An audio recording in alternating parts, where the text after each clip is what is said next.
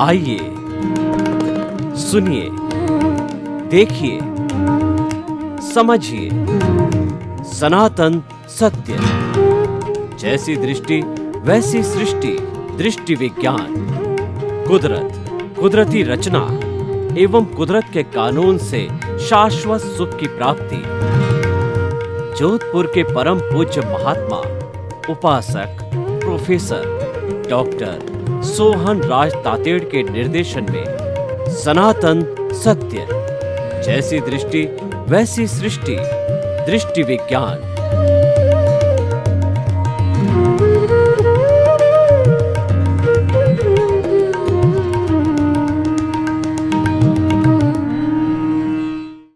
ओम शांति प्रभो, जय शांति प्रभो। पार्श्वनाथ महावीर प्रभो। ओम शांति प्रभो, जय शांति प्रभो। पार्श्वनाथ महावीर प्रभो। ओम शांति प्रभो, शांति प्रभो। पार्श्वनाथ महावीर प्रभो।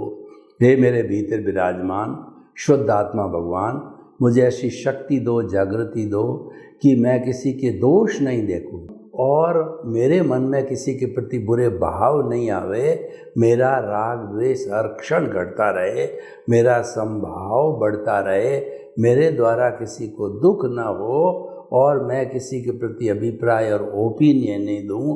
हर जन्म में मेरे को मुक्ति के कर्म मिले, हर जन्म में मेरे को ज्ञानी पुरुष सद्गुरु मिले। ऐसा आशीर्वाद दो, ऐसी कृपा करो, ऐसी शक्ति दो, जागृति दो। भाई और बहनों, मातृशक्ति को नमन। आज का हमारा बहुत सुंदर विषय है आदि व्याधि उपाधि से समाधि। बहुत सुंदर विषय है, इसमें सब चीज़ का निचोड़ आ गया। हमारे को जो परेशान करने वाली अवस्थाएं होती है जीवन में, हमारे जीवन से जुड़ी हुई जन्म से मृत्यु तक जो सबसे ज़्यादा परेशान करती है, दुख देती है, वो तीन प्रवृत्तियां हैं, आदि व्याधि और उपाधि। व्याधि का अर्थ होता है शारीरिक बीमारी, मनोकायिक रोग का होना। हमारे शरीर के अंदर 60 खरब कोशिकाएं हैं, उसके बाद में टिश्यूज़ है, फिर उसके बाद ऑर्गन्स है, ऑर्गन्स के बाद में सिस्टम है हमारा। उन सिस्टम के अंदर 10 तरह के सिस्टम है, श्वसन तंत्र, ब्लड सर्कुलेशन तंत्र और जो रुधिर तंत्र, उत्सर्जन तंत्र इत्यादि इत्यादि। और पूरा शरीर के अंदर जो है सारा पूरा निवास जो है प्रभु का शरीर के अंदर। तो शरीर एक मंदिर है, उस मंदिर के अंदर प्रभु मूर्ति स्वरूप विराजमान है। तो जहाँ प्रभु होता है, मंदिर होता है, वहाँ सब तरह के अच्छे विचार, अच्छी मान्यता, अच्छे अनुयायी लोगों का आवागमन। उसके चारों तरफ जो है वो कितनी दुकानें होती है, कितनी चहल पहल होती है। चहल पहल जो है प्रभु के कारण होती है। जो तीर्थंकर होते हैं, जहाँ पर निवास करते हैं, वहाँ 125 योजन तक कोई हिंसा नहीं होती, वो कोई आदि व्याधि नहीं आती, और वहाँ पर अतिवृष्टि अनावृष्टि नहीं होती है, वहाँ पर कोई भूकंप नहीं आता। यानी कोई अप्रिय घटना वहाँ पर 125 योजन बहुत लंबा जो है वो जो कहना चाहिए स्थान होता है, वो उसका अतिशय होता है तीर्थंकरों का। क्योंकि इस दुनिया का सर्वश्रेष्ठ व्यक्ति है, तीर्थंकर है। दुनिया में तीर्थंकर के बढ़कर, भगवान से बढ़कर इस दुनिया के अंदर कोई महान व्यक्ति नहीं है। तो भाई और बहनों, ये मंदिर है, ये शरीर एक मंदिर है। और शरीर के लिए कहा गया कि शरीर व्याधि मंदिरम, ये शरीर व्याधि का मंदिर है।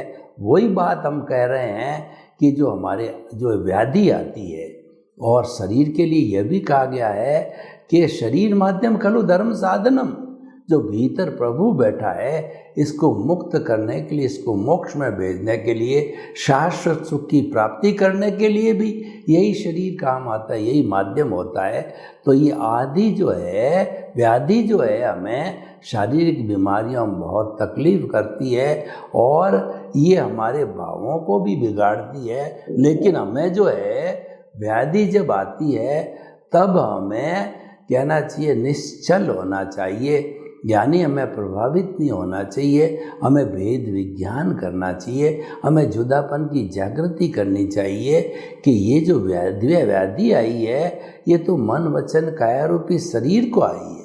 मैं तो व्याधि से मुक्त जो है वो अनंत सुख का धाम आत्मा हूँ, मैं अलग हूँ, ये अलग है, ऐसा भेद विज्ञान करते हैं, ऐसा जुदापन की जागृति करते हैं, ऐसा ज्ञाता दृष्टा बनते हैं हम, तो क्या है कि व्याधि काफ़ी हद तक जो है हमें प्रभावित नहीं करती है, क्योंकि वो तो व्याधि तो कर्म है, कर्मों का भोग है, हिसाब है, वो जिसने किया उसको भुगतना ही पड़ेगा। ये तो हो गई सारी व्याधि की बात। और आदि का मतलब मानसिक रोग।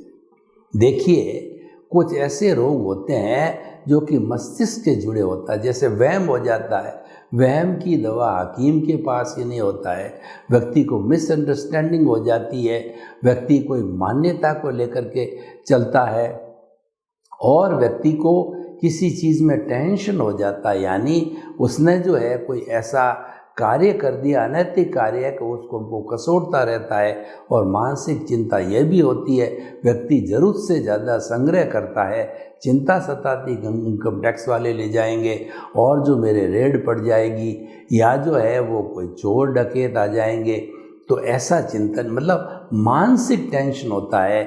लड़की बड़ी हो गई, लड़के बड़े हो गए और इनको नौकरी दिलानी, इनकी शिक्षा पे खर्च होना है, आमदनी जितनी चाहिए है नहीं है, पूरा घर का मकान नहीं है, ये सब मानसिक चिंता के कारण होते हैं, जिसको हम आदि बोलते हैं।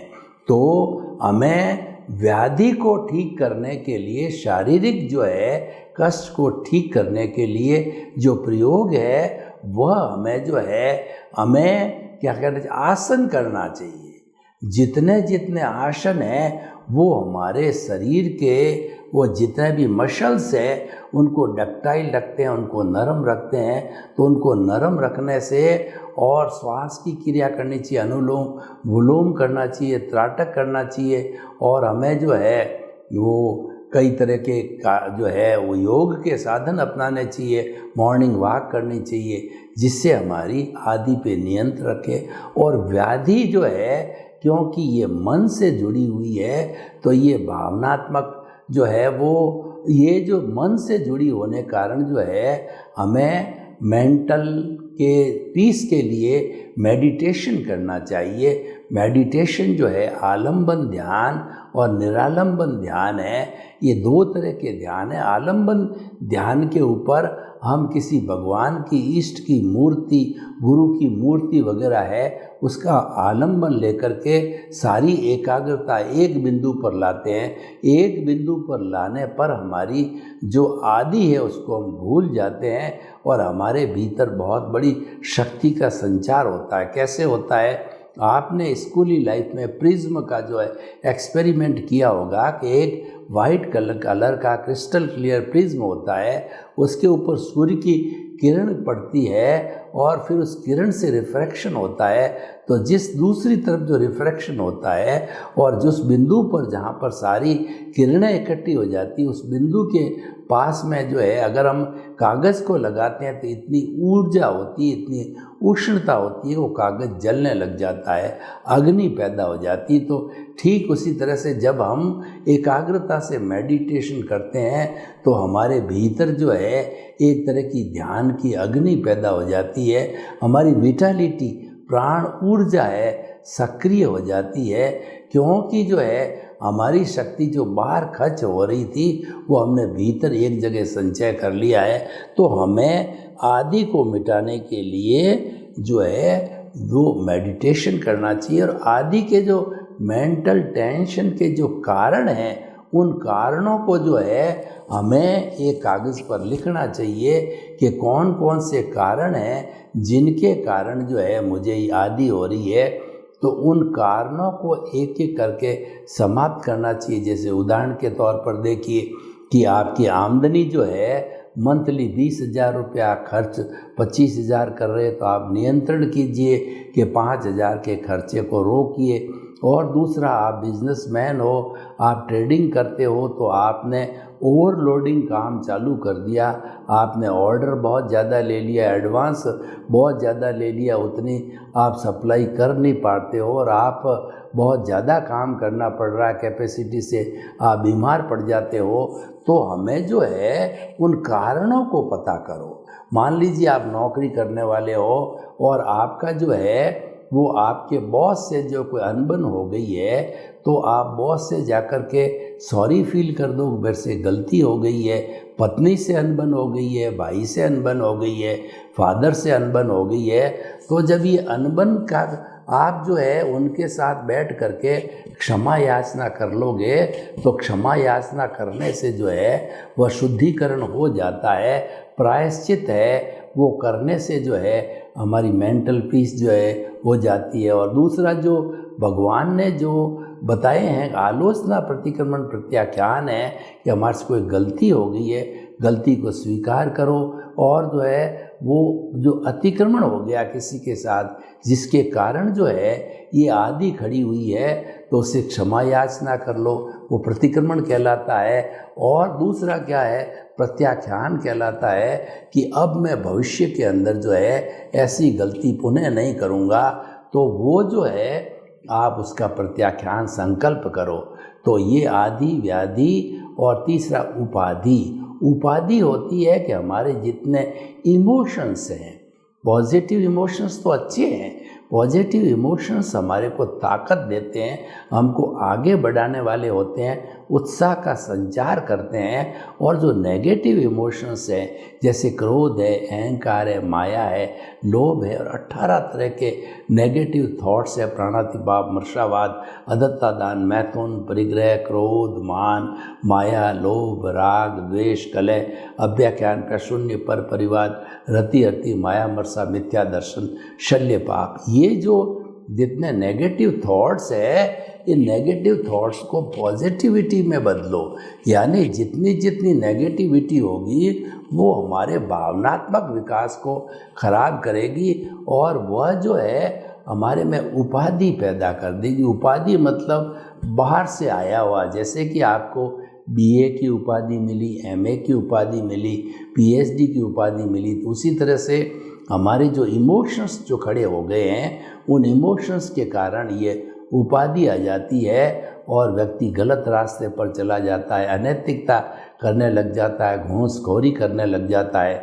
उपाधि के कारण सोबत गलत हो जाती है, मिलावट करने लग जाता है, तो उससे व्यक्ति का जो है चरित्र का हनन हो जाता है, व्यक्ति लोगों की नज़र के अंदर गिर जाता है।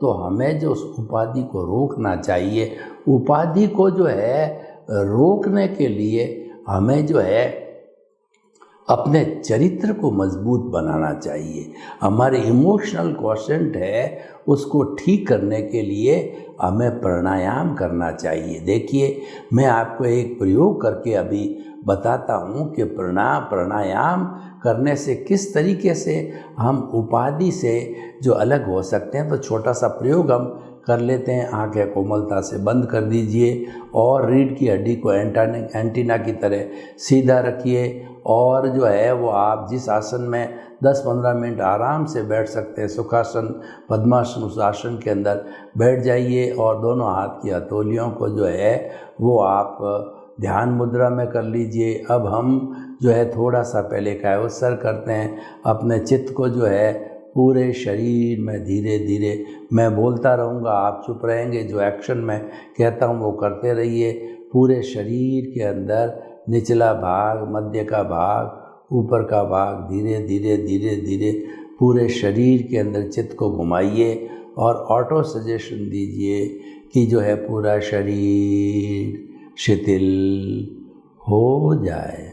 अनुभव कीजिए पूरा शरीर शिथिल हो रहा है, हो गया है।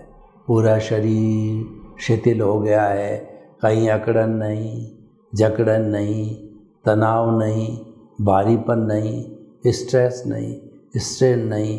अनुभव कीजिए मेरा शरीर अपने स्थान से 1 फुट ऊपर उठ रहा है, पूरा शरीर शिथिल हो गया। आप सांस को शिथिल कीजिए, दोनों नथुनों पर ध्यान को कि अपने चित्त को केंद्रित कीजिए और जो है हमें श्वास के साथ के अंदर जो है वो लंबा श्वास खींचिए, लंबा श्वास, गहरा श्वास, समतल श्वास, यानी जो श्वास आ रहा है उसकी संख्या श्वास लिया निकाला, ये एक श्वास। नॉर्मल व्यक्ति 16 सांस लेता है जब वो आनंद की मौज की स्थिति में होता है, तो जो है आप इसको घटाइए, 16 को 14 कीजिए, 12 कीजिए, 10 कीजिए, 8 कीजिए। जितना जितना श्वास की संख्या घटेगी उतना हमारा इमोशनल क्वोशेंट, उतनी हमारी उपाधि का निवारण होगा, उतना हमें जो नेगेटिव थॉट्स है वो परेशान नहीं कर पाएंगे। तो आप जो है श्वास को लंबा, गहरा, समतल श्वास लीजिए। श्वास लंबा, श्वास गहरा, आते जाते श्वास को देखिए, श्वास परीक्षा कीजिए। लंबा श्वास आ रहा है, लंबा श्वास जा रहा है, शिथिल श्वास, गहरा श्वास, हल्का श्वास। और अनुलोम विलोम कीजिए।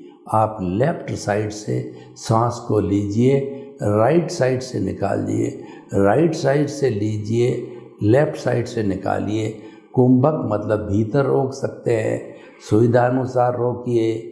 बाहर रोक सकते हैं तो बाहर की सुविधानुसार रोकिए। रेचक कीजिए, कुंभक कीजिए। श्वास चंद्र नाड़ी से आ रहा है, सूर्य नाड़ी से निकल रहा है, सूर्य नाड़ी से आ रहा है और जो है वो चंद्र नाड़ी से निकल रहा है। अनुलोम विलोम हो गए। और दूसरा जो है वो भस्त्रिका कीजिए, कपालभाति कीजिए। धीरे धीरे श्वास को लीजिए,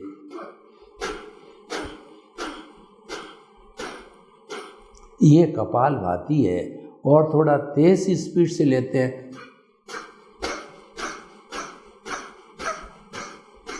ये भस्त्रिका है। तो ये श्वास के जितने भी प्रयोग हैं, ये प्रयोग हमारे भावनात्मक विकास के लिए। अब आप अपनी मूल मुद्रा में आइए, धीरे धीरे देखिए श्वास भारी हो रहा है, शरीर भारी हो रहा है। प्रभु की हाजिरी से ये प्रयोग हुआ। प्रभु पूरे समय हाजिर थे, प्रभु ने आपको आशीर्वाद दिया है। वो प्रभु का आशीर्वाद है, वो आपकी हाथ की हथेलियों पर आ गया है। 3 बार प्रभु के आशीर्वाद को अपने सिर पर लीजिए और धन्यता का अनुभव कीजिए। हमने भावनात्मक विकास को अच्छा करने के लिए, हमने उपाधि को जो है वो नियंत्रण में लाने के लिए ये प्रयोग किया। तो आदि, व्याधि, उपाधि, ये तीनों इस पर हम नियंत्रण कर देते हैं तो समाधि आती है। समाधि का मतलब आनंद की स्थिति। मन चंगा तो कटौती में गंगा। हमें उलझुल विचार परेशान नहीं करते हैं। शरीर के अंदर साता वेदनी है, मानसिक शांति है, वो समाधि की अवस्था होती है। समाधि की अवस्था में आनंद की अनुभूति होती है। ये आनंद है हमारे भीतर बहता हुआ एक जरिया है। उस जरिए को हम एक्सप्लोर करते हैं, उस झरने को हम देखते हैं, उस झरने को हम खोजते हैं। तो भीतर आनंद ही आनंद है, आनंद ही आनंद है। यानी हमारे आनंद का स्रोत भीतर है और ये आत्मा का लक्षण है, आत्मा का गुण है। जो गुण होता है वो गुणी से कभी अलग नहीं होता है। तो आनंद का जरिया प्राप्त करना होगा तो भीतर जाइए, समाधि की अवस्था प्राप्त करनी है और आदि, व्याधि, उपाधि को छोड़ना है। तो ये तीनों बाह्य क्रियाओं को जो छोड़ने के लिए आप भीतर जाइए, इतने अपने स्वरूप की जानकारी करिए कि आपके प्रभु के क्या क्या गुण हैं। ये अनंत ज्ञान, अनंत दर्शन, अनंत शक्ति, अनंत सुख का धाम है। और मेरी आत्मा जो है जलती नहीं, मरती नहीं, कटती नहीं, किसी को रोकती नहीं, किसी रुकती नहीं, ये अरूपी है, ये अव्ययवाद है, ये टंकोत्कीर्ण है। इसके गुण जितने जितने हैं उन गुणों को याद कीजिए। समस्त जो है गुण जो है वो गुणों का पुंज मेरा अस्तित्व है। वो ज्ञाता है, वो दृष्टा है, वो मात्र देखने वाला है। दृष्टा का मतलब स्व पर प्रकाशक है।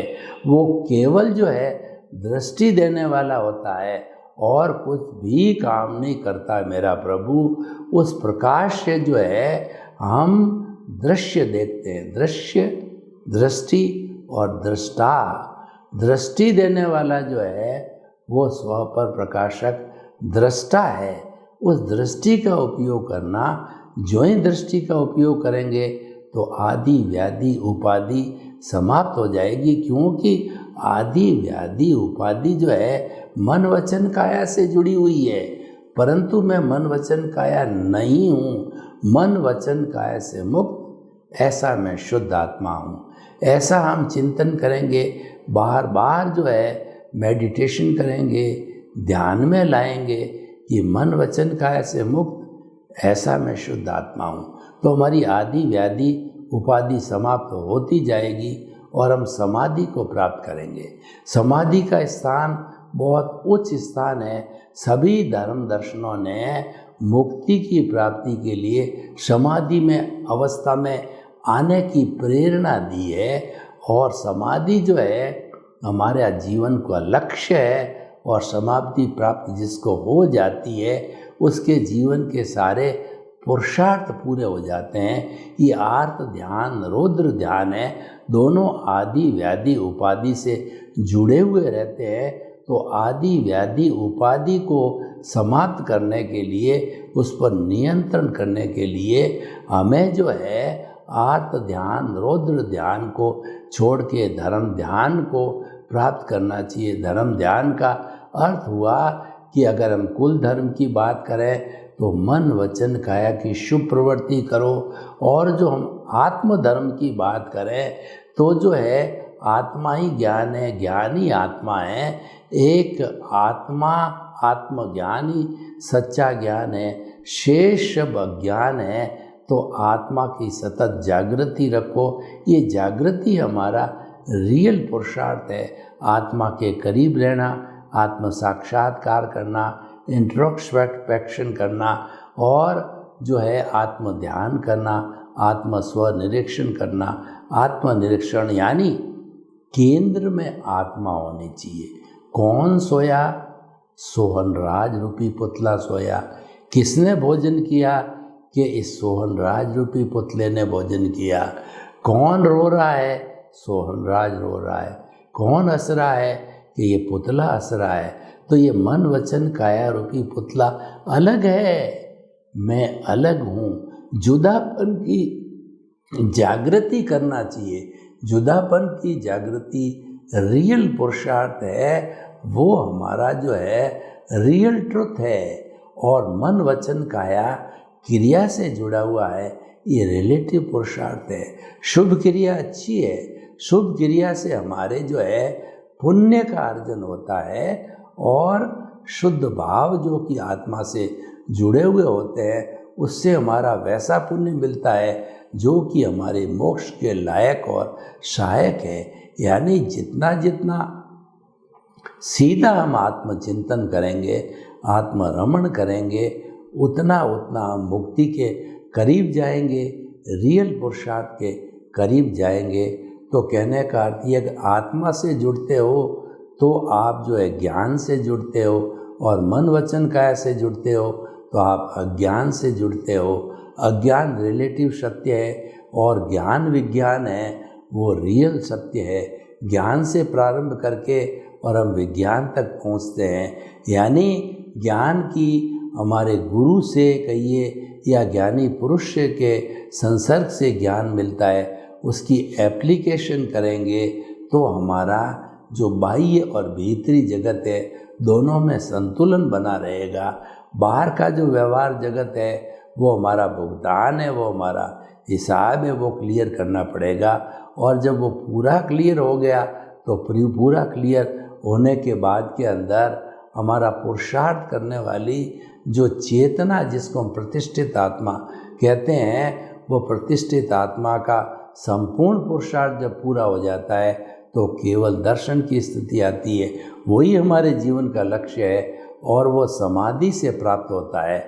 समाधि का जो मैं जागृति रखते रखते जब हम उच्च अवस्था को पहुंचते हैं, अनुभव की मूल चीज़ अनुभव है। हमारा केवल ज्ञान क्या है? केवल ज्ञान इज इक्वल टू 360 डिग्री का अनुभव। किसका अनुभव? आत्मा का अनुभव है। अपना रियलाइजेशन करना है, ये हमारा जीवन का अंतिम लक्ष्य होता है। उसकी डिग्री जो है धीरे धीरे 2% से 100% तक बढ़ती है। तो हम उस रियल पुरुषार्थ को करें, उसको हम आगे बढ़ावें, और ज्यों ज्यों हम आगे बढ़ाते रहेंगे त्यों त्यों हमारा जो है ये चेतना का अनुभव बढ़ता जाएगा। समाधि की अवस्था आ जाएगी और वह समाधि की अवस्था के बाद में केवल दर्शन, केवल ज्ञान, और फिर केवल ज्ञान के बाद आयुष्य को समाप्त करके और ये शरीर है वह सिद्ध, बुद्ध और मुक्त बन जाता है।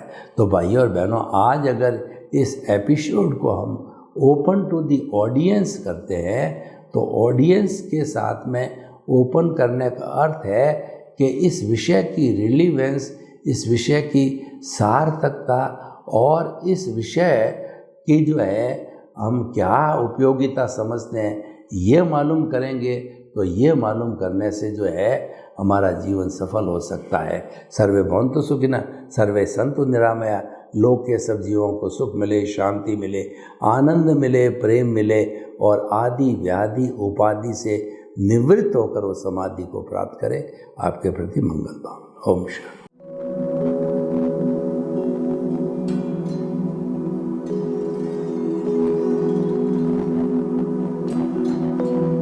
एक ऐसा अंतर्राष्ट्रीय ख्याति प्राप्त मानव जो गुरु प्रेरणा से पिछले 20 वर्षों से वानप्रस्थ जीवन जीते हुए 24 घंटे मानवता की सेवा में संलग्न है। एक ऐसा मानव जो अभी राष्ट्रीय, अंतर्राष्ट्रीय टीवी चैनलों पर 7,500 एपिसोड के माध्यम से सनातन सत्य, आत्मविज्ञान एवं पुनरुत्थान, व्यवहार एवं निश्चय जगत के जीवनोपयोगी विषयों पर हृदय स्पर्शी प्रवचन कर चुका है। उस मानव का नाम है महात्मा उपासक प्रोफेसर डॉक्टर सोहन राज तातेड़।